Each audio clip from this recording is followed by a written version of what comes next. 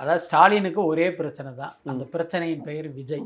அது ஆமாம். ஏன்னா விஜய் ஒரு கற்பனையாக சொல்லணும் அப்படின்னா, விஜய் அரசியலுக்கு வரலைன்னா இன்னைக்கு திமுக வெர்சஸ் அதிமுக.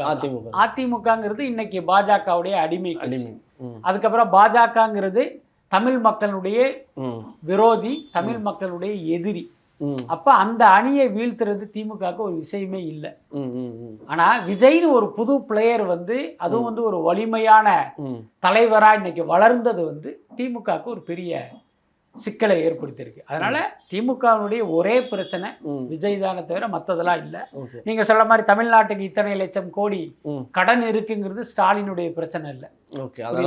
இன்னும் எத்தனை லட்சம் கோடி வேணாலும் கடன் வாங்கி மகளிர் உரிமை தொகை, ஆண்கள் உரிமை தொகை, அந்த தொகை இந்த தொகைன்னு அள்ளி இறைச்சிட்டு இவங்க பாட்டுக்கு போயிட்டே இருக்கலாம். யாரும் ஸ்டாலின் வீட்டுக்கு வந்து சார் இந்த கடனை கட்டுங்கன்னு கேட்க போறது இல்லை. அந்த கடனை சுமக்க போவது தமிழ்நாட்டு மக்கள். அதனால அது இவங்களுக்கு பிரச்சனை இல்லை.